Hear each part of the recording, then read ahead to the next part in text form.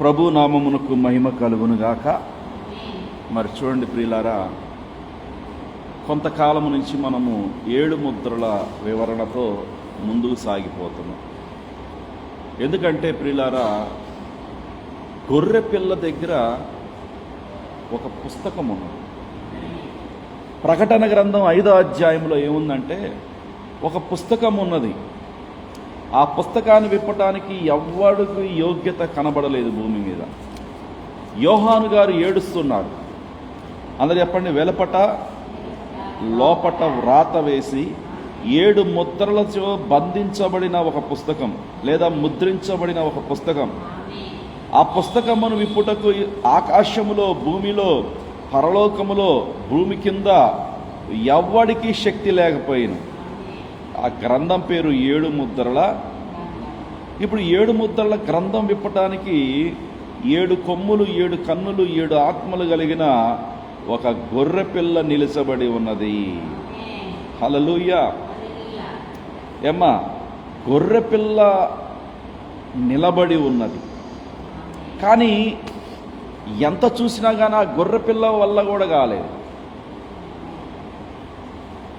7 ముద్రలు విప్పాలి అంటే ఆయన సింహము వలె మారాలి, ఒక అధికారం తీసుకోవాలి. గొర్రెపిల్లగా ప్రకటన గ్రంథం 5వ అధ్యాయంలో ఉన్నాడు. కానీ ప్రకటన గ్రంథం 10వ అధ్యాయంలో విడిపించే విమోచకుడుగా తయారయ్యాడు. అదేం పాస్టర్ గారు, 2000 సంవత్సరాల క్రితం వచ్చినప్పుడు ఆయన విమోచకుడు కాదా? విమోచకుడే. కొంతమంది యూదులను విడిపించాడు. ఈసారి అన్యులను విడిపించటానికి ఆయన సింహరాశిలో రావాలి, కన్యరాశిలోకి రావాలి, సింహరాశిలో కూడా రావాలి. యేసుక్రీస్తు కన్యరాశిని కలిగి ఉన్నాడు, యేసుక్రీస్తు సింహరాశిని కలిగి ఉన్నాడు. అంటే గొర్రెపిల్ల సింహము వలె మారాలి. మా అర్థమవుతుందా? ఎప్పుడు గొర్రెపిల్ల, ఎప్పుడు సింహం? గొర్రెపిల్ల 7 సంఘకాలాలలో గొర్రెపిల్ల, 7 సంఘకాలాల అనంతరము ఆయన సింహముగా మారుతున్నాడు.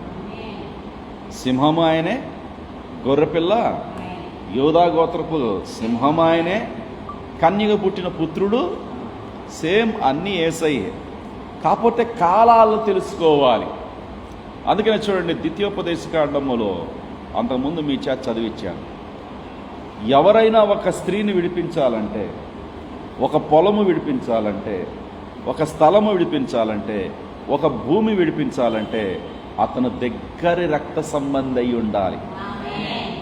మోషే గారు వ్రాసింది గుర్తుందా లేదా? మీరు కొంచెం కన్ఫ్యూజ్గా ఉన్నారు. ఉదయకాలాన్ని ఫ్రెష్ అవ్వండి, డల్గా ఉండకూడదు. ఉదయాన్నే జీవం గల వాక్యాన్ని మనం ఆరాధిస్తున్నాం. ద్వితీయోపదేశకాండంకు రండి అయ్యా ప్రియులారా, ప్రిచులారా. ద్వితీయోపదేశకాండం 25వ అధ్యాయంలో సహోదరులు కూడి నివసించుచుండగా సంతానము లేకుండా వారిలో ఒకడు చచ్చిపోతే ఆ చనిపోయిన వాని భార్య అన్యుని పెళ్లి చేసుకోకూడదు. ఇది ధర్మం. గట్టి చెప్పడం కొట్టండి. మనలో అన్యుల్లోకి ఇచ్చి పెళ్లి చేసుకోవటాలు, మళ్ళీ చెప్తున్నానండి, కొంచెం నన్ను భరించండి. ఈ శ్రావణ మాసాలు చేసుకోవటాలు, ఈ ఆషాఢ మాసాలు చేసుకోవటాలు, చేతులకు అంతరం కట్టుకోవటాలు, ప్రార్థనకేమో వస్తారు, బాప్తీసాలను తీసుకుంటారు. పెళ్లి ముహూర్తాలు టైం చెప్పమంటారా? 3 గంటల 43 నిమిషాలు. ఇంక చర్చిలకు వెళ్ళటం ఎందుకు? అది బ్రాహ్మణుడు పెట్టిన పూజారి గారి యొక్క ముహూర్తం. మనకు ముహూర్తాలు లేవు, మనకు దినములు లేవు. చాలా బాధేస్తుంది క్రైస్తవులను చూస్తుంటే. అన్యులను పెళ్లి చేసుకోకూడదు లక్ష్యమ్మ. మన వంశములో, మన రక్తంలో, మన జీవం ఉండగా. నేను డైరెక్ట్ చెప్తున్నానండి. ఈ నెల 10వ తారీఖున మా సొంత బాబాయ్ ఇంట్లో పెళ్ళి. ఏం పెళ్ళో తెలుసా? కులములో పెళ్ళి. వాళ్ళ కులం పేరు హరిదాసుళ్ళు. నేను మళ్ళీ దీన్ని యూట్యూబ్గా మార్చి మళ్ళీ స్టేటస్లో పెట్టేస్తాను, వాళ్ళు చూస్తారు. ఇది నేను కఠినంగా వాక్యం చెప్తున్నానని చర్చిలోంచి వెళ్ళిపోయారు. చెప్పాను, అక్కడిక్కడ తిరగబాకండి, పూజల దగ్గరికి వెళ్ళబాకండి, పుష్కరాల స్నానం చేయబాకండి, హిందూ పూజలకు వెళ్ళబాకండి, మనం రక్షించబడ్డాం.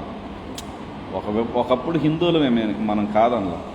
కానీ ఈ రోజున ఎందుకు ఈ మార్గంలోకి వచ్చామో ఆ మార్గాన్ని గుర్తుపట్టండి. అన్యులకి ఇచ్చి పెళ్లి చేసుకోబాకండి. ఈరోజు ప్రధానం మా వాడు నాకు ఫోన్ చేశాడు, అన్న ఈ వాక్యాలు ఉంటాయి పెళ్లికి సంబంధించి 2 వాక్యాలు చెప్పన్నాడు. ఎందుకురా అన్న, పెళ్లి కార్డు మీద వేయాలి. అడిగాడు కదా తమ్ముడు అని చెప్పేసి ఆదికాండం 24 అధ్యాయం 52వ వచనం కానించి ఉంటాయి. ఇది యెహోవా వలన కలిగిన కార్యము నిజంగానేనా, అది నీకు తెలుసా అని మనసులో అనుకొని రాసుకో, లేదా నేనే టైప్ చేసి టెక్స్ట్ తీసి పంపిస్తాను. ఇది యెహోవా వలన కలిగిన కార్యం, ఎంత మాత్రం కాదు అని నేను మళ్ళీ పక్కన అనుకుంటాను. సరే, వివాహం అన్ని విషయాలు ఘనమైంది, కానీ ఈ వివాహం మాత్రం దరిద్రపది. ప్రజలు వాక్యాన్ని ఏం చేస్తున్నారంటే తూట్లుగా కూరీ చేస్తున్నారు. ఇప్పుడు భార్య రక్షించబడితే భర్త రక్షించబడతారు, బిడ్డలు రక్షించబడతారు, వివాహాలు సక్రమంగా జరగట్ల. నిన్న మా ఇంటి దగ్గర ఒక ఆమె చెప్పాక పోయిన వారం హిందువుల అమ్మాయి దగ్గరికి వెళ్ళి పంచాంగం చూసి మా అమ్మాయిని ఎప్పుడు ముహూర్తానికి పంపించాలో, ఆషాఢ మాసం పోయింది, శ్రావణ